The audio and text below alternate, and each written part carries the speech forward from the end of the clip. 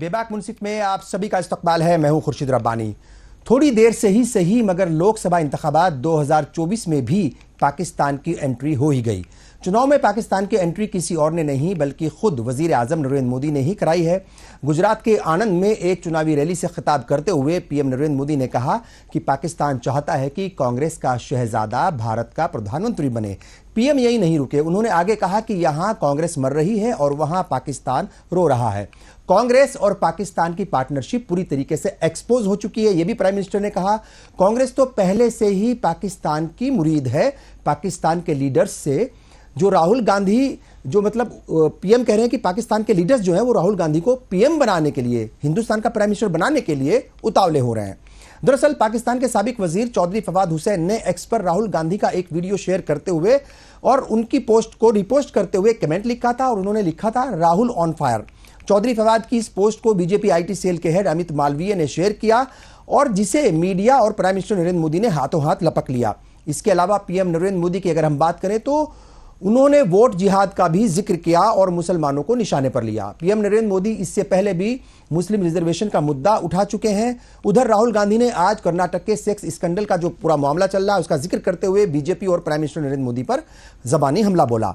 आज बेबाक मुंसिफ में हम इसी अहम मुद्दे पर चर्चा करेंगे कि आखिर प्राइम मिनिस्टर नरेंद्र मोदी अपनी इंतखाबी तकरीरों में पाकिस्तान को क्यों ले आए और बार बार वे मुसलमानों का ही जिक्र क्यों कर रहे हैं, उनको ही निशाने पर क्यों ले रहे हैं। इस मसले पर बात करेंगे। कई खास मेहमान हमारे साथ जुड़ चुके हैं। बीजेपी के खेमचंद जी कुछ देर के बाद हमारे साथ जुड़ेंगे, मगर कांग्रेस से हिमांशु कुमार जी हमारे साथ जुड़ चुके हैं और समाजवादी पार्टी से एसके दुबे भी हमारे साथ कुछ देर के बाद जुड़ेंगे। इनके अलावा जाने माने सीनियर सहाफी वसीम अकरम त्यागी जी भी हमारे साथ जुड़ चुके हैं। मैं जो इस वक्त जुड़ चुके हैं उनका मैं इस्तकबाल करता हूं और जाहिर तौर पर दो मेहमान और हमारे साथ जुड़ेंगे। हिमांशु जी, क्या लगता है आपको, क्यों प्राइम मिनिस्टर को अब मुसलमानों के बाद पाकिस्तान पर आना पड़ा? मोटे तौर पर क्या कुछ लग रहा है आपको, मतलब कि भाई प्राइम मिनिस्टर जो है वो एक वक्त तक तो वो डेवलपमेंट की बात या दूसरे मुद्दे ही कर रहे थे, मगर अचानक से पहले फेज के बाद दूसरे फेज से ठीक पहले वो मुसलमान ले आए और आज तो पाकिस्तान की भी एंट्री खुद प्राइम मिनिस्टर ने ही करा दी। हालांकि इससे पहले भी पाकिस्तान की एंट्री राजस्थान में जो एमओएस हैं, मरकजी हुकूमत के, केंद्र सरकार के एमओएस हैं, वो भी करा चुके थे, मगर खुद प्राइम मिनिस्टर ने आज एंट्री करा दी। क्या कहेंगे? बड़ी बात जी कि आज इंदौरी जी क्या ताजा आप पता करो चुनाव है क्या। ये 10 वर्षों का इनके कार्यकाल का प्रधानमंत्री कार्यकाल का लेखा जोखा इन्होंने 10 वर्ष के काम जी जिन वादों के सत्ता में आए थे वो सारे वादे इनके विफल साबित। और आप देखे होंगे पहले चरण के मतदान के बाद ये एक नारा भूल गए, सबका साथ सबका विकास, ये बार बार कहते थे, लेकिन यह नारा इनके मुंह से अब नहीं निकलता है, माननीय प्रधानमंत्री जी के मुंह से और भाजपा के किसी नेता के। वह हिंदू मुसलमान, हिंदुस्तान पाकिस्तान, ये सब कहने पर उतर गए हैं। एन केन प्रकार वो चाहते हैं कि वोटों का ध्रुवीकरण हो जिसका फायदा भाजपा हो। क्योंकि 80% इस देश में हिंदू रहता है और 15% ही मुसलमान की संख्या है, तो स्वाभाविक तौर पर वह चाह रहे हैं कि हिंदू वोटों का गोलबंदी हो और इसका फायदा भाजपा का हो। यही काम ये करने पर तुले हुए। अब देख लीजिए, ये हिंदू मुसलमान की बात तो करते हैं, हिंदुस्तान पाकिस्तान की बात करते हैं, लेकिन चाइना का नाम नहीं लेते हैं। चाइना का नाम लेने से क्यों डर होता है इनको? आज कह रहे थे कि पाकिस्तान तबाह है, पाकिस्तान से कांग्रेस की मिली भगत है। एक बात बताइए, यदि कांग्रेस की मिली भगत होती पाकिस्तान से तो क्या पाकिस्तान का 2 टुकड़ा होता? क्या पाकिस्तान से हमारी सहानुभूति होती तो पाकिस्तान के 90,000 सैनिकों को एक साथ इस विश्व इतिहास में पहली बार हमने सरेंडर करवाया? क्या यह संभव था? ये भारतीय जनता पार्टी की सरकार ने किया था। इनको पता होना चाहिए कि हैंगर इंडेक्स में आज पाकिस्तान से आगे निकल चुका है इंडिया। तो सारे तरीके से देखा जाए तो पाकिस्तान से ये तुलना बेकार कर रहे हैं। पाकिस्तान से तुलना ही नहीं करना चाहिए, इनको तुलना करना चाहिए जब ये विकसित राज्यों की देशों की श्रेणी में अपने को कह रहे हैं कि भारत को लाना है, इनको अमेरिका से तुलना करना चाहिए, इंग्लैंड से तुलना करना चाहिए, जापान से तुलना करना चाहिए, रूस से तुलना करना चाहिए, फ्रांस से तुलना करना चाहिए। कहाँ ये तुलना करने के लिए पाकिस्तान के पास चले आते हैं। इनको तुलना करना था तो चाइना से करना चाहिए, लेकिन चाइना की बात तो ये करते नहीं है। ये बात करते हैं, ये सिर्फ और सिर्फ पाकिस्तान की बात करते हैं। देखिए कितना गलत सोच है। और एक देश के प्रधानमंत्री को यह शोभा नहीं देता है कि देश में इस तरह से अपने निजी स्वार्थ के लिए, वोट की राजनीति के लिए आप अल्पसंख्यक और बहुसंख्यकों के बीच ऐसा दरार पैदा करें जिससे कि देश में अशांति का माहौल पैदा हो, देश में भाईचारा खत्म हो। देखिए दो चीज इस देश में बढ़ा है भारतीय जनता पार्टी के शासनकाल में, एक तो महंगाई और दूसरा जो असहिष्णुता है, जो इस देश में भाईचारा है वो खत्म हो गया है। तो ये भारतीय जनता पार्टी की सरकार चाहती है कि किसी प्रकार से वोटों का ध्रुवीकरण हो और 80% जो इस देश की हिंदू आबादी है उसका वोट मिले। देखिए रब्बानी जी, सबसे बड़ी बात है कि इन्होंने एक नारा दिया था कि 2022 तक हम किसानों की आय दोगुनी कर देंगे, लेकिन आज किसान 18 वर्षों में सबसे कम आय आज मिल रहा है किसानों का। तो इनका नारा वहां विफल हो गया। ये स्मार्ट सिटी की बात किए थे, आज स्मार्ट सिटी की बात नहीं कर रहे हैं। बुलेट ट्रेन की बात किए थे, आज बुलेट ट्रेन की बात नहीं कर रहे हैं। ये कहे थे कि हम एक कमेटी बनाएंगे और जो विदेश में काला धन है उसको लाएंगे और 15-15 लाख रुपया देंगे। लेकिन आज देख लीजिए, ये 15 लाख रुपया की बात छोड़िए, ये काला धन आज विदेश में बढ़ गया है। ये इनको जानकारी होना चाहिए। आज देश में बेरोजगारी 45 वर्षों में सबसे ऊंचे स्तर पर है। ये देश की स्थिति है। आज देखिए कॉन्ट्रैक्ट पर, आज हमारे सेना में कॉन्ट्रैक्ट पर बहाली की बात हो रही है। आज अग्निवीर जैसी योजना लाई जा रही है। आप एक तरफ चाइना और पाकिस्तान का सैनिक है जो 1.5 वर्ष 2 वर्ष का ट्रेनिंग करके आएगा और हमारे सैनिक को 6 महीने का ट्रेनिंग दिया जाएगा। तो क्या हमारे जो सैनिक है वह पाकिस्तान और चाइना के सैनिकों के खिलाफ कितना मजबूती से लड़ सकता है, ये समझने की बात। तो सारे मुद्दों पर जिस तरह से रक्षा बजट में इन लोगों ने कटौती करना शुरू किया है वह देश के लिए चिंता का विषय है। और पाकिस्तान का बात करना कहां से इनको शोभा देता है। पाकिस्तान जा करके बिन बुलाए मेहमान होते हैं, जाके बिरयानी खा लेते हैं और कहते हैं कांग्रेस की मिली भगत है पाकिस्तान से। अरे कांग्रेस का यदि मिली भगत होता तो कांग्रेस ने ही पाकिस्तान का 2 टुकड़ा किया। देश विश्व इतिहास में पहली बार 90,000 सैनिकों को कांग्रेस की सरकार ने ही आत्मसमर्पण करवाया। ये कांग्रेस की देन है। आप बोलने से कुछ नहीं होता है, आप करके दिखाइए ना। चाइना के सामने तो मुंह नहीं खुलता है। आप चाइना के सैनिक हमारे सैनिकों को के साथ मुठभेड़ करता है, हमारे सीमा में घुसपैठ कर लेता है। और इससे बड़ा दुर्भाग्य क्या होगा कि हमारे प्रधानमंत्री जी कहते हैं कि कोई ना आया, न कोई घटना हुई है, न इसका मतलब क्या हुआ? हमारे सैनिक कैसे शहीद हो गए, इसके बारे में बता सकते हैं ये लोग क्या? ठीक है, जवाब लेंगे करीमचंद शर्मा जी से, मगर उनसे पहले वसीम अकरम त्यागी जी हमारे साथ हैं, सीनियर सहाफी हैं। और जाहिर तौर पर वसीम अकरम त्यागी साहब, हम पिछले कई दिनों से हर रोज मुद्दे खोजते हैं, देखते हैं कि आज किस मुद्दे पर चर्चा की जाए, मगर कोई ऐसा मुद्दा डेवलपमेंट से जुड़ा या कोई ऐसी बात जो प्राइम मिनिस्टर उस एंगल से कर रहे हो, डेवलपमेंट की बात कर रहे हो या डेवलपमेंट के नाम पर या विकास के नाम पर सामने वालों को चैलेंज कर रहे हो, नहीं कर रहे हैं। मुसलमान पाकिस्तान, मुसलमान थे पहले तो, रिजर्वेशन मुसलमान कहीं ना कहीं मतलब कंफ्यूज करने की कोशिश थी, क्योंकि कांग्रेस बार बार इस बात को कह रही है कि अगर एक लफ्ज भी मैनिफेस्टो में ये दिखा दें कि कहां ये लिखा है या किसी एक नेता का बयान सुना दें तो वो चैलेंज कर रही है बार बार। बीजेपी के पास कोई जवाब नहीं है मगर कंफ्यूज करने की। अब आज खुद प्राइम मिनिस्टर पाकिस्तान का जिक्र करके जो है वो आगे बढ़ रहे हैं, पाकिस्तान की बात कर रहे हैं और कह रहे हैं कि पाकिस्तान जो है उतावला हो रहा है कांग्रेस के शहजादे को प्राइम मिनिस्टर बनाने के लिए। क्या है इन बयानों के मतलब, किस तरीके से आप देख रहे हैं प्राइम मिनिस्टर? चूंकि मतलब ये बताने की जरूरत नहीं है कि देश के प्राइम मिनिस्टर हैं, चुने हुए प्राइम मिनिस्टर हैं, 140 करोड़ के वो प्राइम मिनिस्टर हैं, वो कितने बड़े ओहदे पर हैं ये बताने की जरूरत नहीं है, मगर उनको पाकिस्तान पर आना पड़ा। देखिए 10 साल पहले जब प्रधानमंत्री मोदी ने अपना चुनाव कैंपेन शुरू किया था, उसके बाद वो चुनाव में जीत गए, सबका साथ और सबका विकास और गुजरात मॉडल वो सब लेकर आए थे। और लोकल भवन वादे थे, कई सारे रोजगार देंगे, भ्रष्टाचार खत्म होगा, काला धन आएगा, ये सारी तमाम बातें थी, उनके वादे थे। लेकिन 10 साल बाद जब उसके बाद में 14 के चुनाव के बाद में जितने भी चुनाव हुए उसमें कोई एक चुनाव इस देश में ऐसा नहीं हुआ जिसमें पाकिस्तान का नाम ना आया हो। 2017-18 का जो गुजरात इलेक्शन था उसमें प्रधानमंत्री ने कहा कि मणिशंकर अय्यर के घर पे जो है साजिश रची गई थी सरकार गिराने की, ये इस तरह की बातें प्रधानमंत्री ने मंचों से कही हैं और अब फिर वो ये कर रहे हैं। अब से पहले चरण के बाद में उन्होंने शुरू किया था मुसलमानों का, मुसलमानों के बाद से अब वो पाकिस्तान पर आ गए हैं और पाकिस्तान पे उन्होंने शुरू कर दिया है पूरा कि पाकिस्तान में जश्न मनेगा, पाकिस्तान में ये होगा। ये क्या बात हुई है? चुनाव हमारे देश में हो रहा है, आप एक ऐसे नाकाम मुल्क से क्यों हमारे देश की जो है तुलना आप कर रहे हैं, जहां पर आज तक एक भी प्राइम मिनिस्टर ने अपना पूरा 5 साल का कार्यकाल पूरा ना किया हो, जहां ये पता ना चले कि सुबह को प्रधानमंत्री कौन होगा, सुबह को राष्ट्रपति होगा या सेना का कोई अध्यक्ष होगा। उस नाकाम मुल्क से, एक नाकाम डेमोक्रेसी है जहां पे, उस नाकाम मुल्क से आप भारत की तुलना कर रहे हैं। आप कह रहे हैं कि कांग्रेस को, शहजादे को, अगर पाकिस्तान के प्रधानमंत्री ने वो ट्वीट कर दिया तो उसमें क्या राहुल गांधी ऑन फायर, इसमें क्या गलत है? पाकिस्तान के एक क्रिकेटर हैं, पूर्व क्रिकेटर दानिश कनेरिया, उनकी टाइमलाइन चेक करिए आप ट्विटर की जाकर के। वो जिस तरह की भाषा का इस्तेमाल करते हैं भारत के मुसलमानों के लिए, वैसी भाषा तो बजरंग दल और जो हिंदूवादी संगठन है जिनके खिलाफ सुप्रीम कोर्ट ने हेट स्पीच फैलाने के मामले दर्ज करने के लिए कहा है, वो भी नहीं कर पाते।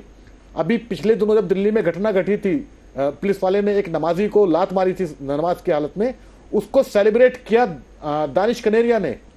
और वो तमाम तरह की बातें, भारत के उन पत्रकारों के खिलाफ टिप्पणियां जिनके बारे में कहा जाता है कि सरकार विरोधी पत्रकार हैं, मोदी सरकार की आलोचना करते हैं।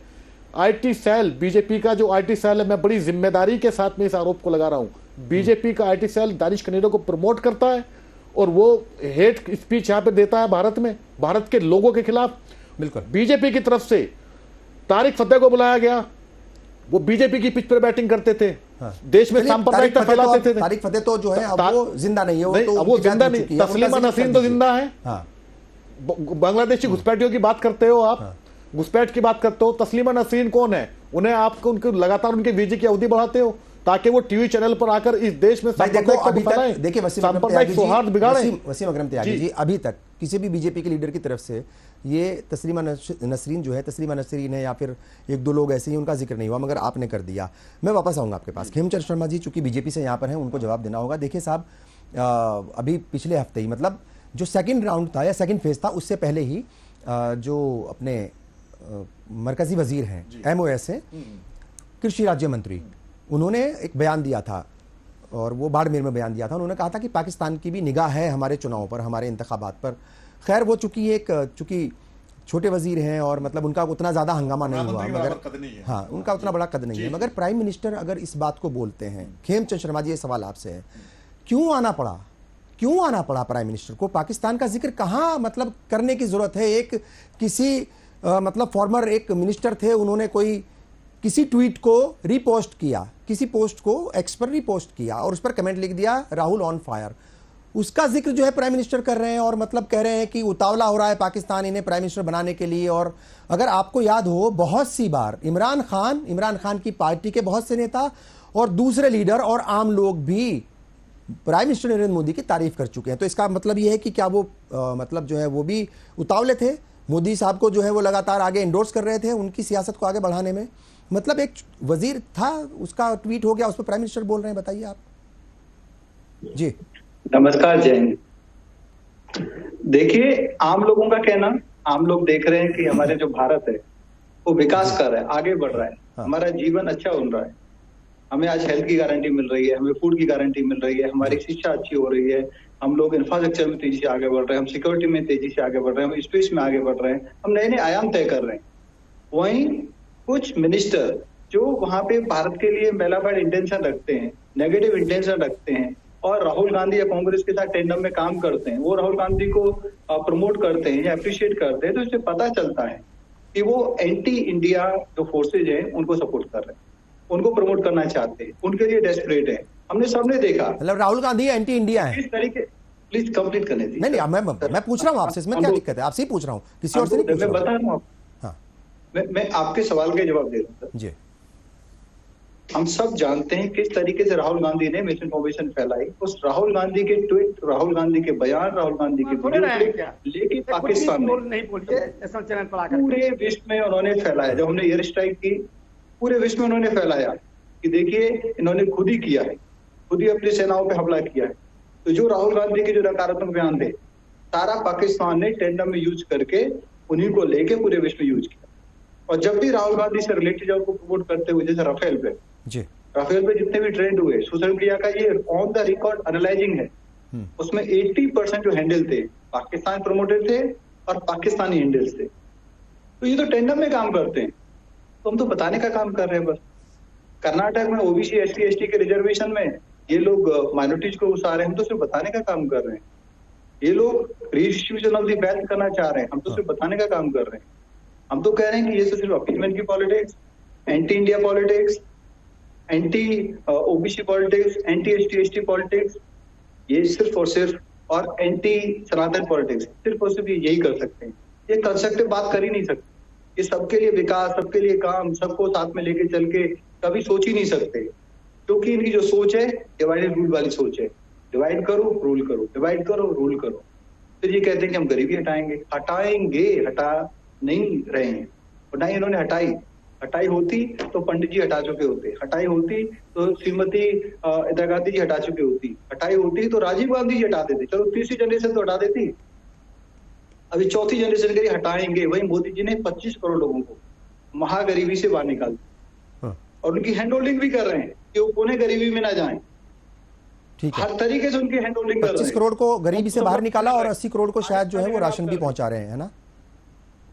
मैं यही तो कह रहा हूँ, हैंड होल्डिंग और समर्थन का मतलब क्या है? 25 करोड़ को जो गरीबी है उससे बाहर निकाला है, उन्हें गरीबी में ना जाए, इसलिए उनको राशन की हेल्प दी जा रही है, उनको अच्छे स्वास्थ्य की हेल्प दी जा रही है आयुष्मान भारत के तहत, उनको काम मिले, इसलिए उनका जो पूरा जो डेटा है वो प्रिपेयर किया गया है, और उसके तहत उनको गांव के पास, घर के पास, उनके शहर के पास उनको काम दिया जा रहा है। तो आदरणीय प्राइम मिनिस्टर मोदी जी गरीबी से बाहर भी निकाल रहे हैं, संवर्धन कर रहे हैं, स्किल कर रहे हैं, रीस्किल कर रहे हैं, नए मौके दे रहे हैं, नए काम दे रहे हैं, इंफ्रास्ट्रक्चर में इन्वेस्टमेंट कर रहे हैं, उनको लोन भी उपलब्ध कराया जा रहा है, काम भी उपलब्ध कराया जा रहा है, और लोकल स्तर पे गांव और देहात में एंटरप्रेन्योर बनने का मौका भी दिया जा रहा है।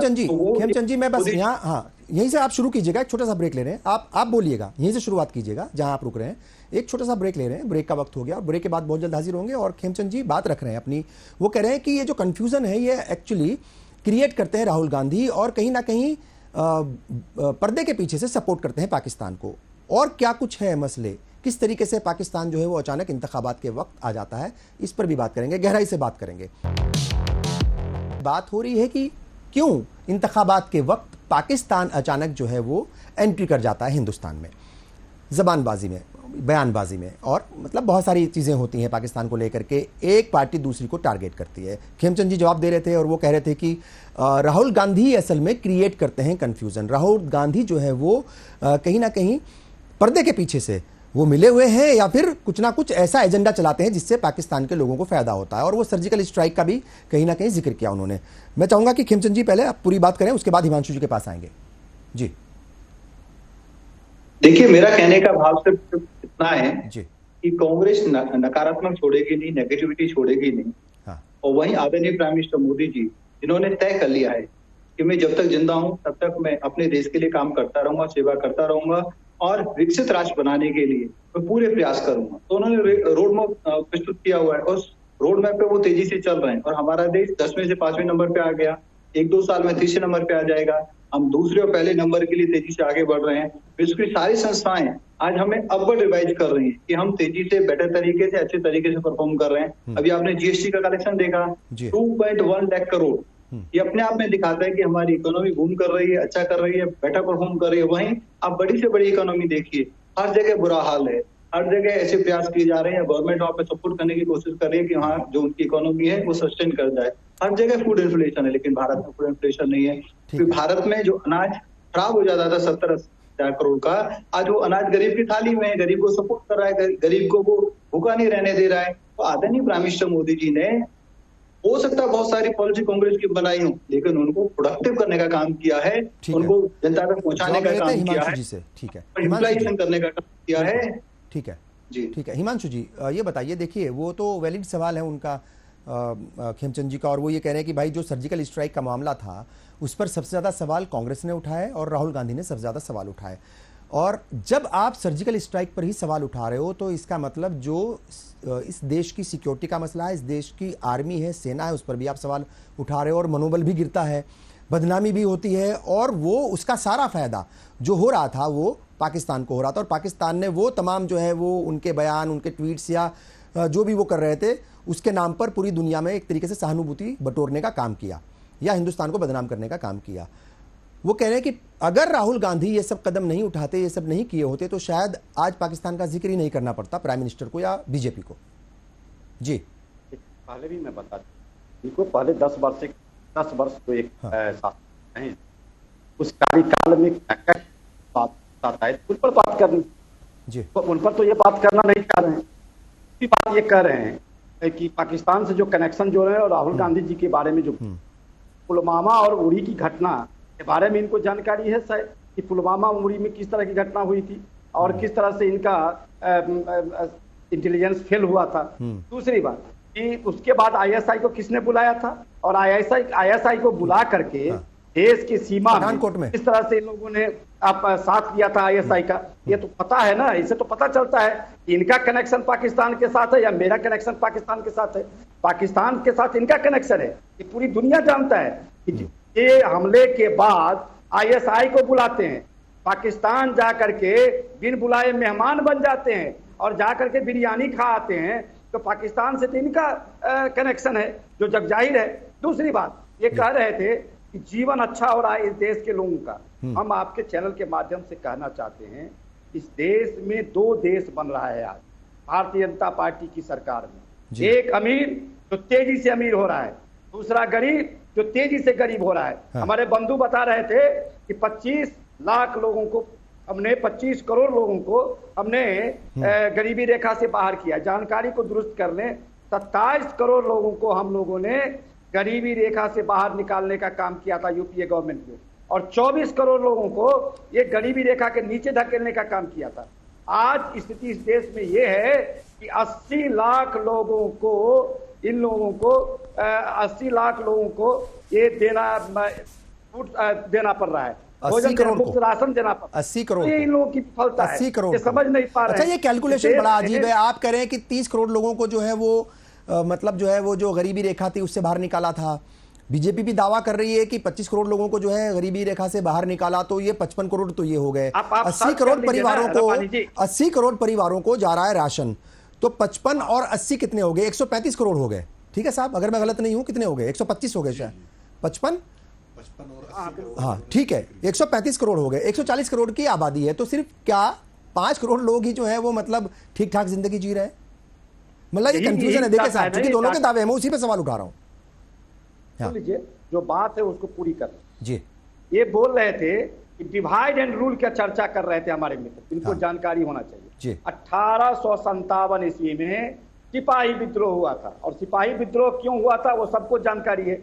इस कारतूस में गाय और सुअर दोनों का चर्बी मिला करके अंग्रेज दोनों के धर्म जानबूझ करके किया गया था, वो तो खिलवाड़ कर रहा था, तो उस पर यहाँ पर सिपाही विद्रोह हुआ था। और सिपाही विद्रोह के बाद स्वाभाविक है कि कोई बड़ी घटना होती है, उसके बाद जांच होता है, जांच कमीशन होता है।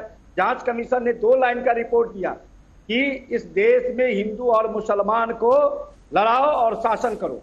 ये अंग्रेजों के अनुयायी हैं, ये 60 रुपए पेंशन पाते थे और अंग्रेजों का जासूसी करते थे। आज ये लोग उसी रूल पर चल रहे हैं। डिवाइड एंड रूल का असली फॉलोअर ये लोग हैं जो आज मुसलमानों के खिलाफ इतना इस देश में हेट स्पीच देते हैं और हिंदू और मुसलमानों के बीच खाई पैदा करने का काम करते हैं। तो असल में डिवाइड एंड रूल के बारे में इनको पता नहीं है। उसी डिवाइड एंड रूल के आधार पर 90 वर्षों तक इस देश में अंग्रेजों ने शासन किया था, और पहली बार कोई राष्ट्र की परिकल्पना हिंदू महासभा ने किया था। और इंडियन मुस्लिम लीग, जिसके बारे में ये लोग कहते हैं बार बार और सब जानता है, इस देश के बंटवारे के लिए जिम्मेवार है। उसमें इंडियन मुस्लिम लीग के साथ बंगाल में 1942 में इनके जो पूर्वज थे श्यामा प्रसाद मुखर्जी, वो चुनाव लड़े थे मिल करके, और उसमें उस सरकार में वित्त मंत्री बने थे। ये इनका इतिहास है। आयुष्मान भारत की चर्चा ये लोग कर रहे थे, ये लोग तो बार बार आयुष्मान भारत की चर्चा करते हैं। सीएजी का रिपोर्ट है कि आयुष्मान भारत में 24.9 लाख सिर्फ मुर्दों का इलाज हुआ था। डिस्चार्ज डेट बाद में पहले है और एडमिशन डेट बाद में है। सर्जरी डेट पहले है, एडमिशन डेट बाद ठीक में है। इसके बाद 9 लाख एक ही मोबाइल नंबर का उपयोग किया गया है। हाँ, उसका जिक्र कई बार हो गया, ये ठीक है। इस मसले पर कई बार बात हो गई और बात ठीक है, बात सारी आनी चाहिए, क्योंकि उसका जवाब देने के लिए यहाँ पर बीजेपी के नुमाइंदे बैठे हुए हैं। मगर चूंकि एक और मतलब लीडर हमारे साथ जुड़ी हैं, समाजवादी पार्टी से हैं, पूजा मिश्रा जी, उनके पास भी मैं आऊंगा। वसीम अकरम त्यागी जी से एक सवाल मैं आपसे यहाँ पूछता हूँ। देखिए, जैसे वो एक शेर सुनाया था अपने हिमांशु जी ने, और वो बिल्कुल बहुत तनाव है क्या, सरहदों पर बहुत तनाव है क्या, यानी बहुत कशीदगी है क्या, पता करो कहीं चुनाव है क्या। ये एक चीज ये भी माननी पड़ेगी, और क्या ऐसा है, ये मेरा सवाल भी है, कि जो देश की जनता है, अवाम है एक बड़ी तादाद में, वो पाकिस्तान का नाम सुनकर के मतलब जो है वो क्या उसको अच्छा लगता है, इसलिए पाकिस्तान का बार बार जिक्र करना पड़ता है। क्योंकि जब तक आप किसी को टारगेट पर नहीं लोगे, भाई हो सकता है कि पब्लिक को मजा ना आ रहा हो कि भाई क्या कांग्रेस का बार बार जिक्र करते रहते हो, कितना उसको जो है वो मतलब बुरा भला कहोगे। अब जरा पाकिस्तान को ले आओ, जरा मुसलमानों को बीच में लेकर के आ जाओ। चूंकि आज भी प्राइम मिनिस्टर ने ना सिर्फ पाकिस्तान का जिक्र किया और बड़ी शिद्दत के साथ किया, क्या क्या कहा उन्होंने कि मतलब जो है पाकिस्तान शिद्दत के साथ, या फिर पाकिस्तान जो है वो उतावला होकर के उतावलापन से इंतजार कर रहा है। एक और अहम बात उन्होंने कही है, उन्होंने कहा कि बटला हाउस का भी जिक्र किया। ये अभी लेटेस्ट खबर है, बटला हाउस का जिक्र किया। बटला हाउस में जिहादी मारे जा रहे थे और कांग्रेस की मैडम के आंखों में आंसू थे। तो ये पाकिस्तान और मुसलमान, इनको जब टारगेट पर लेते हैं तो क्या जनता भी वो मतलब मजे लेती है, और क्या उनको उनके लिए ही फिर इनको नेताओं को बोलना पड़ता है? देखिए, ये बड़ी दुर्भाग्य की बात है। इस देश में राष्ट्रवाद का मतलब सिर्फ इतना सा बता दिया गया कि पाकिस्तान से शुरू होगा और मुसलमान पर आकर के आपकी देशभक्ति खत्म हो जाएगी, या पाकिस्तान पर शुरू होगा या हिंदुस्तान मतलब जो है मुसलमानों पर शुरू होगा, पाकिस्तान पर खत्म हो जाएगा। बिल्कुल। आज सुबह जैसे वो जिक्र कर रहे थे पाकिस्तान का, और शाम होते होते आपने बताया कि बटला हाउस में आ गए, यानी कि वो सीधा सीधा अपने यहाँ मुसलमानों पर वो आ गए हैं। अच्छा, बटला हाउस के जो जिनको भी मारा गया था, जो आतंकी थे या जो भी आतिफ और साजिद थे, मैं जो बताना चाह रहा हूं वो ये है कि आतंकवादी उनको नहीं कहा। इस बार प्राइम मिनिस्टर ने जिहादी नाम का, जिहादी लफ्ज का इस्तेमाल किया। देखिए, जिहादी ये किसी को बोल देना जिहादी, ये नहीं, प्राइम मिनिस्टर बोल रहे हैं। मुझे तो अफसोस इस बात का है कि प्रधानमंत्री जिस पार्टी से आते हैं उस पार्टी में अल्पसंख्यक मोर्चा है, और उस मोर्चे में जाहिर सी बात है पढ़े लिखे लोग हैं जो उसके प्रेसिडेंट रहे हैं, वाइस प्रेसिडेंट रहे हैं, और कई सारे बीजेपी के नेता हमने देखे हैं बीजेपी के मंचों पर वो नमाज पढ़ते हैं। वो प्रधानमंत्री को इतनी सी बात नहीं बता सकते कि जिहादी किसे कहते हैं या जिहाद होता क्या है। इतनी सी बात वो नहीं बता सकते, या वो नहीं जान सकते कि आखिर क्यों अपना मजाक उड़वा रहे हैं पूरी दुनिया में। प्रधानमंत्री की इस स्पीच को पूरी दुनिया देखती है, पूरी दुनिया की निगाहें होती हैं भारत के चुनाव के ऊपर। वो देखते हैं कि क्या किस तरह की भाषा प्रधानमंत्री बोल रहे हैं, ये भाषा उन्हें शोभा देती है। 10 साल बाद भी वो वही हिंदू मुस्लिम 10 साल पहले वो शुरू किया था उन्होंने। बीजेपी की किस्मत है कि उनकी प्रधानमंत्री के सौभाग्य से काठ की आंधी कहा जाता है कि बार बार नहीं चढ़ती, लेकिन प्रधानमंत्री की किस्मत और बीजेपी की किस्मत क्यों कई बार चढ़ी। लेकिन अब ग्राउंड पर ये तमाम मुद्दे चुनाव को नहीं गरमा पा रहे हैं। जब खाली पेट हैं लोग, डिग्रियां हाथों में है, नौकरियां नहीं है, भर्तियां नहीं निकल रही हैं। खाली पेट कहाँ है? 80 करोड़ लोगों को तो राशन मिल रहा है। वही लोग 2014 से पहले तक अपने आप खुद कमा कर खा रहे थे। ये तो फैक्ट है, इससे तो कोई इनकार नहीं कर सकता। वही उन्हीं लोगों को आपने निर्भर कर दिया सरकार के ऊपर, 5 किलो राशन के ऊपर, उन्हीं लोगों को। तो उनसे रोजगार गया, भर्तियां निकलती हैं तो उसमें पेपर लीक हो जाता है। पेपर लीक का एक बड़ा मुद्दा है। ये क्या है? सीधी सीधी प्रधानमंत्री की बौखलाहट है। 10 साल पहले उन्होंने जो वादे किए थे, अच्छे दिन आने वाले हैं, वो कहां आए अच्छे दिन? 2 करोड़ बेरोजगार को नौकरी देंगे, हर साल देंगे। 20 करोड़ को मिल जानी चाहिए थी 10 साल के अंदर, नहीं मिल पाई। तो निर्देश चलाएंगे। देखिए, वो रोजगार की बात कर रहे थे, वो कहते हैं कि भाई पकौड़ा तलना भी तो एक तरीके से रोजगार ही है। ये तो अपनी जिम्मेदारी से भागना है। ये जिम्मेदारी से भागना है, और ये बड़ा नॉनसेंस जैसी बातें हैं जो उन्होंने कही हैं, तो इन्हें सीरियसली नहीं लिया जा सकता कि प्रधानमंत्री। मैं आपसे ये जानना चाह रहा था कि क्या पब्लिक भी मतलब जिम्मेदार है ऐसे बयानों के लिए? क्योंकि नेता जो बयान देता है वो पब्लिक का मूड जान करके या समझ करके ही देता है। ठीक है, माहौल गर्म करने के लिए भी होती है, मगर पब्लिक को भी मजा आता है जब मुसलमान को टारगेट पर लिया जाता है या फिर पाकिस्तान का बार बार जिक्र होता है। देखिए, दिमाग लगाना हमेशा से, जब से दुनिया आबाद हुई है तब से हमेशा से एक बड़ा मुश्किल काम रहा है। किसी भी चीज को क्रॉस चेक करना, दिमाग लगाना। ठीक है। तो लोगों को लगता है कि यही है, बस भारत माता की जय बोल दीजिए, पाकिस्तान मुर्दाबाद बोल दीजिए, फिर आकर के मुसलमानों पर ठीकरा फोड़ दीजिए। ठीक है। कि ये जिहादी है।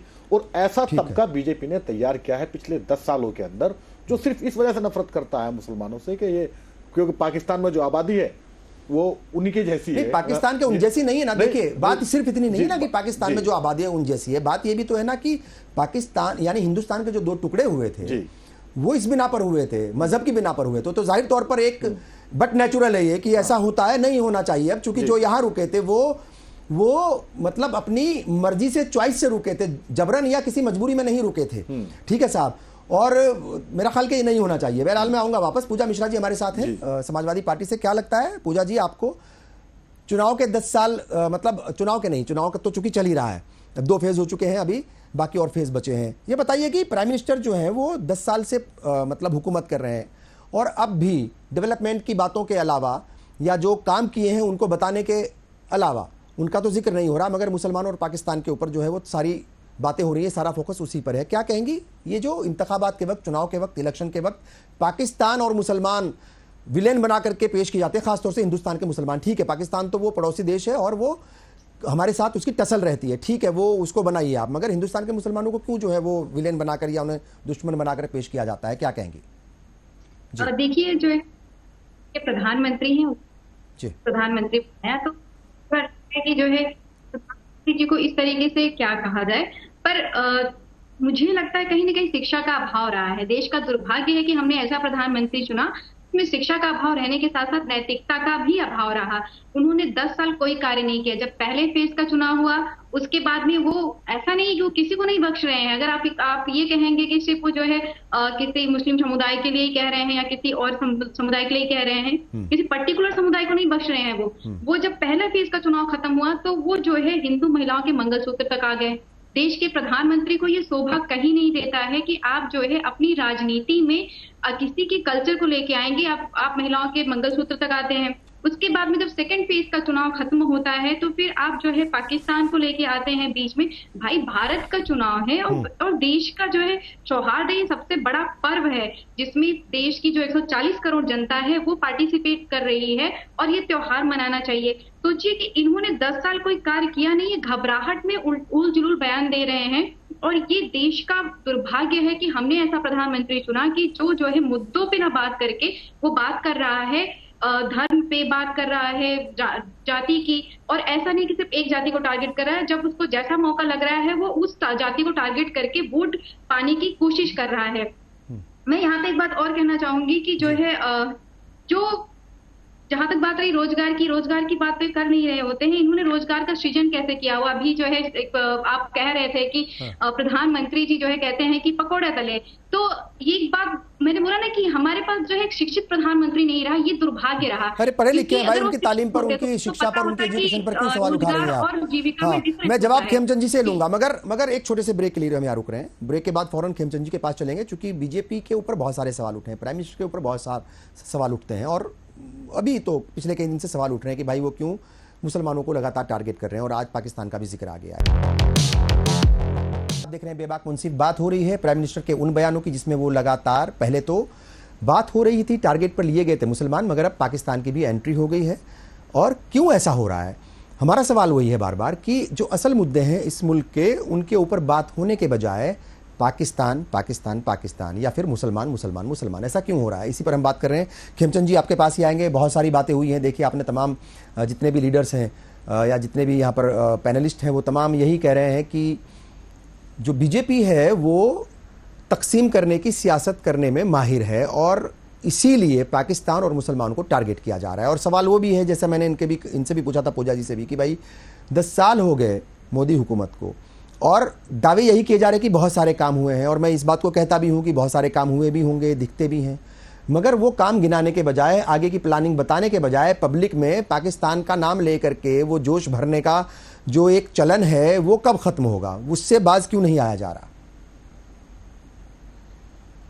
जी देखिए, आदरणीय प्राइम मिनिस्टर मोदी जी लगातार अपने भाषणों में 80 to 90% अपने काम के बारे में बात करते हैं। वो बताते हैं किस तरीके से 14 करोड़ परिवारों को नल से जल दिया है। वो बताते हैं किस तरीके से 11 करोड़ किसानों को लगातार पीएम किसान के माध्यम से मदद दी जा रही है। वो बताते हैं किस तरीके से 32 करोड़ हमने आयुष्मान भारत कार्ड बनाए और 7 करोड़ के आसपास लोगों ने हॉस्पिटलाइजेशन का लाभ लिया है।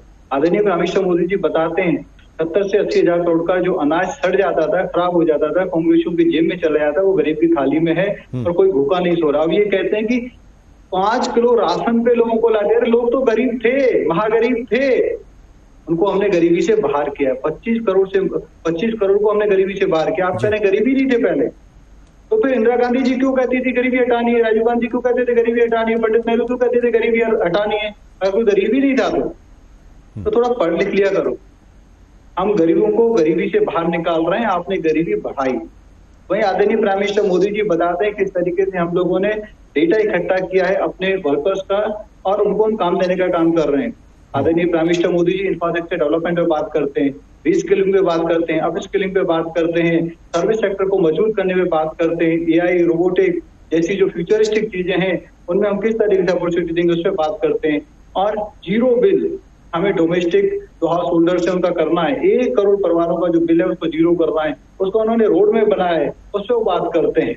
आप उनके इंटरव्यू देखिए, अभी अलग अलग मीडिया हाउस में जो इंटरव्यू दिए सब में वो सकारात्मक बात करते हैं, रोड मैप प्रस्तुत करते हैं, बताते हैं कि हमने जिस तरीके से 1 करोड़ बहनों को लखपति दीदी बनाया है उस तरीके से हम 3 करोड़ और बहनों को लखपति दीदी बनाएंगे सेल्फ हेल्प ग्रुप के माध्यम से। आदरणीय प्राइम मिनिस्टर मोदी जी बताते हैं 4 करोड़ परिवारों को हम लोगों ने पक्के घर दिए हैं, अच्छे घर दिए हैं, जो अपने जीवन को अपना पक्के घर में रह के वो बिता रहे हैं, अपने बच्चों को मान सम्मान के साथ रख रहे हैं। वैसे ही हम और भी घर बनाएंगे।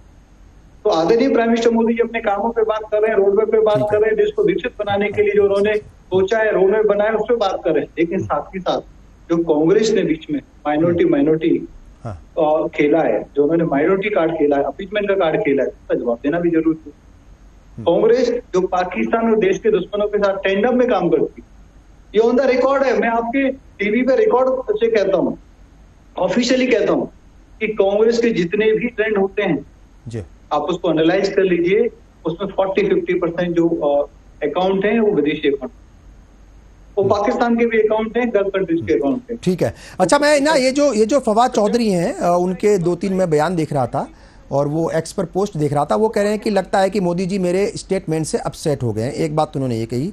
दूसरा वो ये कह रहे थे कि मुझे किसी दोस्त ने बैलेंस करने के लिए कहा है कि मोदी जी के लिए कुछ पॉजिटिव लिखो। आगे वो लिखते हैं कि मैं ये सोच रहा हूं कि जो शिद्दत पसंदी है मैं उसमें कहां से पॉजिटिविटी लेकर के आऊं। मोदी और बीजेपी नफरत की सियासत कर रहे हैं। मेरा सवाल यहां पर ऐसे में ये है, और ये सवाल मैं वसीम अकरम त्यागी जी आपसे पूछता हूं कि देखिए भाई, हिंदुस्तान में इंतखाबात चल रहे हैं, लोकसभा के इंतखाबात हैं, पाकिस्तान को इससे क्या लेना देना? वो क्यों मतलब जो है बिन बुलाए मेहमान, बेगानी शादी में अब्दुल्ला दीवाना बनकर के क्यों जो है अचानक टपक पड़ते हैं? क्या इसके पीछे कोई सोची समझी रणनीति है या कहीं कोई मतलब जो है मैच फिक्स है, या क्या है ये कहानी कि कभी ना कभी देखिए ये हमेशा होता है इंतखाबात के वक्त, चाहे वो किसी सूबे की असेंबली का इंतखाब हो या फिर देश के आम चुनाव हो, पाकिस्तान का कोई ना कोई नेता या पाकिस्तान के किसी बड़े लीडर की तरफ से कोई ना कोई ऐसा बयान आ जाता है कि जो मौका दे देता है पीएम को बोलने का या फिर बीजेपी को टारगेट करने का, बीजेपी को उस मुद्दे को उठाने का। देखिए, ये तो उन्होंने सोशल मीडिया साइट पर लिखा है जी, वहां कोई किसी तरह का बैन तो है नहीं। आप एक काम करिए, आप इतने दिन से सरकार चला रहे हैं, आप सोशल मीडिया साइट को, पाकिस्तान से संचालित होने वाले हैंडल को आप भारत में बैन क्यों नहीं करते? आप उन हैंडल्स को तो बैन कर देते हैं। अभी हमारे बीजेपी के प्रवक्ता साहब जो बता रहे थे कि ट्रेंड पाकिस्तान से चलते हैं, वहां से चलते हैं, आपने उन तमाम हैंडल्स को यहां भारत में बैन किया है जो यहां की माइनॉरिटी के उत्पीड़न की खबरें विश्व के पटल पर रख रहे थे। आप सीजे वर्लेमन और बहुत सारे लोग हैं जिन्हें आपने बैन किया है, जिनको यहां पर इंडिया के, और कई ऐसे भारतीय जो भारत में नहीं रहते, विदेश में रहते हैं, एक दो उनमें हमारे भी मित्र हैं, तो उन्होंने वो माइनॉरिटी के, यहाँ की दलित उत्पीड़न की खबरें, माइनॉरिटी के उत्पीड़न की खबरें या और तमाम तरह की खबरें वो ट्विटर पे शेयर करते थे, तो उनके हैंडल्स को भारत में बैन कर दिया गया।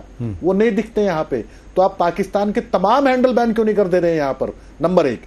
नंबर 2, बात इसमें सिर्फ इतनी है, आप पाकिस्तान के जो, क्या नाम इनका, जो चौधरी साहब जो हैं, चौधरी फवाद, फवाद चौधरी, ये जो कह रहे हैं और इन्हें बीजेपी मुद्दा बना रही है।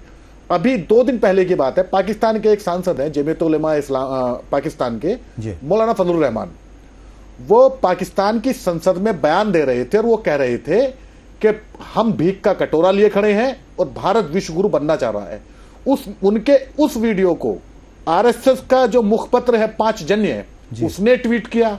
उसके बाद में बीजेपी के ज्यादातर नेताओं ने उस वीडियो को ट्वीट किया। तो आप बताइए, वहां से एंट्री नहीं थी पाकिस्तान की, उस पर आपत्ति क्यों नहीं दर्ज कराई? कि हम तरक्की करें, हम विश्वगुरु बने, हम आगे बढ़े, इस पर बोलने वाला पाकिस्तान कौन होता है? कौन बताएगा? क्यों हमारी बात की जा रही है उस देश में? फवाद ने बोल दिया, आपने उसको मुद्दा बना लिया। वो बोले, मतलब वो एक कहावत है कि जो झूठ है अगर वो कड़वा है, सच अगर कड़वा है तो वो बुरा लगेगा, और झूठ मीठा, जो झूठ तारीफें हो, अच्छी बात हो, वो झूठ भी अच्छा लगेगा। तो वो वाली बातें यहां पर कर रहे हैं। और मनोहर राणा का शेर है कि तवायफ की तरह अपनी गलतकारी के चेहरों पर हुकूमत मंदिरों मस्जिद का झगड़ा डाल देती है। 10 साल आपने इस देश को दिए, इस देश ने आपको दिए। 10 साल कम नहीं होते हैं। 8 साल पहले जो बच्चा 10 साल पहले जो बच्चा 8 साल का था, वो अब बालिग हो गया, फर्स्ट टाइम वोटर बन गया, वो वोट डालने के लिए जाएगा। आप बताइए 10 साल में आपने क्या किया? खेमचंद तो बताया ना, खेमचंद जी ने बताया, खेमचंद जी बता रहे हैं कि सिलेंडर दे दिया, घर दे दिया। आप बताइए 2 करोड़ रोजगार का कितना बड़ा वादा था? 20 करोड़ को मिल जाना चाहिए था। आप बता दीजिए, आप 1 करोड़ का ही बता दीजिए कि 1 करोड़ को रोजगार दिया। आपने तो कह दिया कि आत्मनिर्भर बनिए, आत्मनिर्भर बन जाइए। आत्मनिर्भर बनने वाले लोग आपने देखे, उनकी तस्वीरें आपने देखी। जब आपने बिना किसी पूर्व सूचना के लॉकडाउन लगाया, तो दिल्ली से लेकर बिहार तक, मुंबई से बिहार तक किस तरह मजदूर पैदल सड़कों पर गए, उनकी तस्वीरें आपने देखी। किस तरह उन लोगों ने दम तोड़ दिया, वो तस्वीर आपने देखी। तो आप उन्हें तो सुधार नहीं पाए। और ये चुनाव के वक्त जब आप जनता के बीच में जाने का वक्त आया, तब आप हिंदू मुसलमान, पाकिस्तान, आरक्षण, ये सब ले आए। अभी कल वो कह रहे थे कि मैं जब तक जिंदा हूं मुसलमानों को धर्म के आधार पर आरक्षण नहीं दूंगा। कौन मांग रहा है आपसे आरक्षण? किस मुसलमान ने कहा कि हमें धर्म के आधार पर आरक्षण चाहिए? आरक्षण सामाजिक उत्थान के लिए दिया जाता है। ये किसी बात का नहीं जानते। हिमांशु जी एक जवाब ले लेते हैं। तो ये जो इस तरह की बातें हैं, अनर्गल बातें, चुनाव को मुद्दों से डाइवर्ट करने वाली बातें, लेकिन ग्राउंड पर इनका असर नहीं हो रहा है। जिस चुनाव को गरमाने की ये बात करते हैं, वो चुनाव नहीं गरमाया जा रहा है। बीजेपी के सपोर्टर कई हैंडल हैं, उन्होंने पहले फेस के बाद लिखा ट्विटर पे कि प्रधानमंत्री से अपील है, ट्वीट करके कि प्रधानमंत्री से अपील है कि चुनाव को गरमा दीजिए। अगले दिन उन्होंने बयान दे दिया कि ये आरक्षण को लेकर के और मुसलमानों को लेकर के घुसपैठिया बता दिया अपने ही देश के लोगों को। तो ये जो सारी बातें हैं, ये तमाम इस चुनाव को डाइवर्ट कर रही हैं। लेकिन चूंकि जागरूकता बहुत ज्यादा आ चुकी है, सबके हाथ में मोबाइल फोन है, सब देख रहे हैं, लोग क्रॉस चेक भी कर रहे हैं, उसका नतीजा बीजेपी को भुगतना पड़ेगा। जी ठीक है। अब जाहिर तौर पर वो तो, हाँ बिल्कुल, वो तो पता चलेगा 4 जून को ही, मगर सवाल तो बहुत सारे हैं और सवाल जो है वो बीजेपी से भी हैं। हिमांशु जी कुछ बोलना चाह रहे थे, मगर शायद कोई टेक्निकल इशू है, वो अभी नहीं है हमारे साथ। खेमचंद जी आपके पास आऊँगा। देखिए बहुत सारी बातें हैं। एक तो ये कि हमने बहुत सारे ऐसे चुनाव देखे हैं, असेंबली इंतखाबात की बात करूँ, मतलब विधानसभा चुनाव की, कि जहाँ पर बीजेपी के बड़े लीडर्स ये अपनी तकरीरों में कहते थे, चुनावी रैलियों में ये बात कहते थे कि अगर यहाँ पर कांग्रेस जीत गई या कांग्रेस गठबंधन जीत गया तो पाकिस्तान में पटाखे फूटेंगे, पाकिस्तान में जश्न मनाया जाएगा।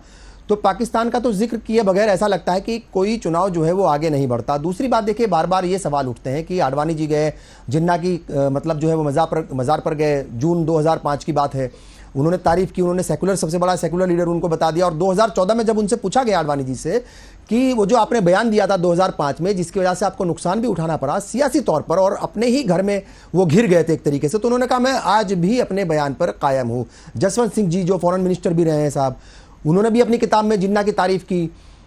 बस भी ले जाई गई यहाँ से, वाजपेयी जी के जरिए जो है वो लाहौर तक बस लेकर के गए, शुरुआत की है। तो बहुत सारी बातें हुई हैं, बहुत सारी बातें हुई हैं और पाकिस्तान से रिश्ते बनाने की या अच्छे करने की भी कोशिश हुई है, मगर तलखी रही है। मेरा सवाल वही है बार बार कि भाई जब बात तरक्की की हो रही थी, बात तमाम सारी मतलब अच्छी हो रही थी, तो फिर अचानक से फिर पाकिस्तान को लेकर के कांग्रेस को क्यों टारगेट किया जाता है? क्योंकि दोस्ती करने में तो बीजेपी भी पीछे नहीं है, बीजेपी के लीडर्स भी पीछे नहीं है। जी देखिए, अभी कांग्रेस ने क्या एग्जांपल दिया जी कि एक सांसद ने पाकिस्तान की संसद में कहा कि भारत विकसित राष्ट्र बनने की ओर है, चांद पे जा रहा है और हम लोग कटोरा लेके खड़े हैं। हाँ। ये जो बातें हैं, ये क्या किसी व्यक्ति के लिए कहें या देश के लिए कहें? क्या ये सम्मान में कहें या किसी को अपील करने के लिए कहें? ये सम्मान में कहें, ये गर्व की बात है, इसमें क्या नकारात्मकता है? क्यों इसको सेलिब्रेट नहीं करना चाहिए या क्यों इसको प्राउडली नहीं लेना चाहिए? दूसरी तरफ बालाकोट में घटना होती है, हम लोग हम एयर स्ट्राइक करते हैं और हमारी सेनाओं पे सवाल उठाने वाले लोग लगातार पाकिस्तान की भाषा बोलते हैं पाकिस्तान उसका उपयोग करता है और उसको पूरे विश्व पटल पे दिखाता है। देखिए इंटरनली जो कांग्रेस के जो सबसे बड़े नेता हैं किस तरीके के बयान देते हैं, साथ में जो भारत सरकार का जो स्टैंड है वो गलत। कभी भी ऐसा नहीं हुआ कि जो फॉरेन पॉलिसी में इस तरीके से कांग्रेस या जो हम विपक्ष में थे तो हमने सरकार के खिलाफ बयान दिया, लेकिन ऐसा उन्होंने किया। ठीक है। अब सुनिए, अब पाकिस्तान का मिनिस्टर कहता है कि राहुल गांधी पीएम बनने चाहिए। वो मिनिस्टर फॉर्मर मिनिस्टर है, वो मौजूदा नहीं है। हाँ नहीं ठीक है, फॉर्मर मान लो। तो ये क्या कहते हैं कि मोदी जी ने उनको प्रेशराइज किया है, भारतीय जनता पार्टी ने प्रेशराइज किया है। हम तो इसमें भी पॉजिटिव मानते हैं। इसका मतलब भारत की आज इतनी शक्ति है कि हम दूसरे देशों को प्रेशराइज कर सकते हैं। आपके जमाने में ऐसा नहीं। हम तो सकारात्मक बीजेपी ने कराया है। और एक चीज और क्लियर कर दो, क्यों खेमचंद जी आप मान रहे हैं कि ये जो बयान आया है फवाद चौधरी का बीजेपी ने दिया है? टारगेट कर रहे हैं आदरणीय प्राइम मिनिस्टर मोदी जी 140 करोड़ लोगों के लिए काम कर रहे हैं। हम कांग्रेस को एक्सपोज कर रहे हैं, हम अपीजमेंट की पॉलिटिक्स को एक्सपोज कर रहे हैं, हम जो माइनॉरिटी फर्स्ट जो पॉलिसी है कांग्रेस की हम उसको एक्सपोज कर रहे हैं। आप सबके लिए काम तो नहीं कर सकते। और धर्म के आधार पे जो खेमचंद जी वो 25 गारंटी की बात कर रहे हैं, ठीक है साहब, और शायद 10 या 11 जो है वो न्याय की बात कर रहे हैं। उसमें कहाँ मतलब फर्स्ट नंबर पर कहाँ मतलब माइनॉरिटी आ गया?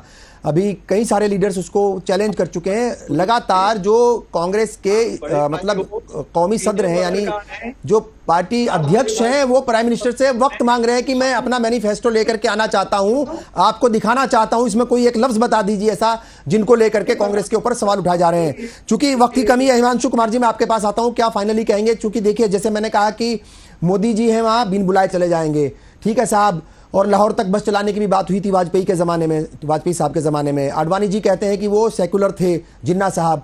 ये तो कांग्रेस का कोई लीडर बोल देता तो शायद उसको सरेआम फांसी पर लटका देते। तो असली प्रेमी कौन है पाकिस्तान का, बीजेपी या कांग्रेस? असल में वोट प्रतिशत कम होने भाजपा समझ सत्ता जारी। आवाज कम आ रही है सर आपकी, थोड़ा जोर से बोलिए। वोट प्रतिशत कम होने से भाजपा ये समझ चुकी है कि उनकी सत्ता जाने वाली है जी, और उनकी सत्ता जाने की घबराहट में सही कह रहे थे हमारे मित्र कि कई लोगों ने लिखा कि चुनाव में गर्माहट आनी चाहिए पहले चरण के बाद, और दूसरे चरण के बाद तो और ये मामला बढ़ गया। हम आपको बताते हैं कि पढ़े लिखे लोग जो अंग्रेजी में लिखते हैं, जो इंग्लिश के जानकार है, उन लोगों ने इस तरह का ट्वीट किया और ट्विटर पर एक्स पर लिखा कि हिंदू मुसलमान करना आवश्यक है, तभी भारतीय जनता पार्टी चुनाव जीत सकती है। तो ये इस मुद्दे पर चले गए। इतनी बेचैनी इनकी थी कि माननीय प्रधानमंत्री जी नागपुर जाते हैं आरएसएस हेडक्वार्टर में और रात बिता करके आते हैं, वहां जाकर के प्रार्थना करते हैं राष्ट्रीय स्वयंसेवक के लोगों से कि आप मदद कीजिए, हम चुनाव हार रहे हैं। ये सब जान रहा है। ठीक तो है, ये चूंकि वक्त की कमी है सर, जान रहे हैं, आप भी बता रहे हैं, आप जान भी रहे हैं, हम भी समझ रहे हैं इस बात को कि आप भी थोड़ा समझिए वक्त की प्रॉब्लम है। पूजा जी क्या कहेंगी, उत्तर प्रदेश में ये जितने भी मुद्दे हैं इनका क्या असर देखने को मिलेगा मुसलमान और पाकिस्तान का, कम से कम अल्फाज में? पाकिस्तान का मुद्दा जो जनता को जनता जानती है, जनता जो है सर्वे बता रहा है 27% जनता जा रही है रोजगार के मुद्दे पे वोट करने के लिए। मैं फटाफट जो हमारे भाजपा के प्रवक्ता कह रहे थे कि पढ़ के आइए, मैं उनको जवाब दे देती हूँ। आप एम्प्लॉयमेंट इलास्टिसिटी पढ़ लीजिएगा। एम्प्लॉयमेंट इलास्टिसिटी जो है घटा हुआ, आपने जीडीपी बढ़ा हुआ दिखाया है, तो एम्प्लॉयमेंट इलास्टिसिटी बढ़ना चाहिए था। देश का जो है 27.7% जो है वेल्थ वो 10% लोगों पे निहित है और 4.7% 60% लोगों पे जो है निहित है। अगर उत्तर प्रदेश की बात करें तो उत्तर प्रदेश में पहले शिक्षा कर्मचारी जो है 16 लाख थे और वर्तमान में 14 लाख थे। आपने 8 करोड़ जो है उज्ज्वला योजना के तहत सिलेंडर दिए और वो 8 करोड़ उज्ज्वला योजना से 1.5 करोड़ ने कभी नहीं रिफिल करा, 1 करोड़ लोगों ने एक बार रिफिल करा। आपने जो आदर्श ग्राम बनाए थे उनमें से आप बताइए आपके यहाँ पे 403 आदर्श ग्राम होने चाहिए, वो आदर्श ग्राम नहीं है। और रिपोर्ट्स बताते हैं कि जो है ग्राउंड पे जो आप किसानों के लिए लेके जा रहे हैं योजनाएं वो सिर्फ 6% पड़ती हैं। जो आपने जो है वसीम अकरम त्यागी जी, चूंकि वक्त की कमी है मैम, मैं वापस आपके पास आऊंगा किसी और दिन। वसीम क्या लगता है आपको, क्या असर कुछ होगा? तीसरा फेज जो है सामने ही है। खेमचंद जी बार बार कह रहे थे कि अपीजमेंट के खिलाफ हैं, तुष्टिकरण के खिलाफ हैं। मैं उन्हें एक एग्जाम्पल देकर बताऊंगा, बहुत कम समय लूंगा आपका। 22 अप्रैल को एक घटना घटी मुजफ्फरनगर में। शमीम और बासित नाम के 2 मजदूर थे, सीवर की सफाई करने के लिए उतरे, जहरीली गैस की वजह से उनकी जान चली गई। इस घटना के 8 दिन बाद कल लखनऊ में सेम घटना दोहराई गई। सोबरन यादव और सुशील यादव दोनों सीतापुर के थे, दोनों मजदूर थे। ये भी कल गैस सीवर की सफाई कर रहे थे लखनऊ में, दोनों की जान चली गई। ठीक है। फर्क देखिए अपीजमेंट की जो बात कर रहे हैं हमारे बीजेपी के प्रवक्ता खेमचंद साहब, शमीम और बासित को 8 दिन बीत चुके हैं, कोई मुआवजा नहीं मिला गया, कोई कार्रवाई नहीं हुई किसी पे। वहीं सोबरन और जो दूसरे हैं सुशील, उनको 30-30 लाख रुपए मुआवजा दे दिया गया, 24 घंटे नहीं। ये इंसाफी, ये इंसाफ, नाइंसाफी की बातें ये नहीं होनी चाहिए। बिल्कुल ठीक है खेमचंद जी, नाइंसाफी का माहौल खत्म होगा और क्या ये हिंदू मुस्लिम और पाकिस्तान से बाहर निकलेंगे? हाँ ना में जवाब दे दीजिए प्लीज, चूंकि वक्त की कमी है। मैं देखिए ये सेलेक्टिव बातें कर रहे हैं, गलत बातें कर रहे हैं। हमने कहीं भी ये शायद आपको इल्म नहीं होगा, ये ऑन रिकॉर्ड बात कर रहे हैं। चलिए उम्मीद यही करते हैं हुकूमतें सबके साथ इंसाफ करें। ये इंतखाबात का वक्त है, इंसाफ करना बेहद ज़रूरी है हमेशा ही तमाम हुकूमतों को। और ये जो पाकिस्तान और मुसलमान का जो जिक्र हो रहा है बार बार, इससे हटना चाहिए तमाम लोगों को और असल मुद्दों पर ही आना चाहिए। प्रोग्राम को यही ख़त्म करते हैं, कल फिर हाजिर होंगे एक नए मुद्दे के साथ, कुछ नए मेहमानों के साथ। तब तक के लिए मुझे और पूरी टीम को दीजिए इजाज़त। आदाब।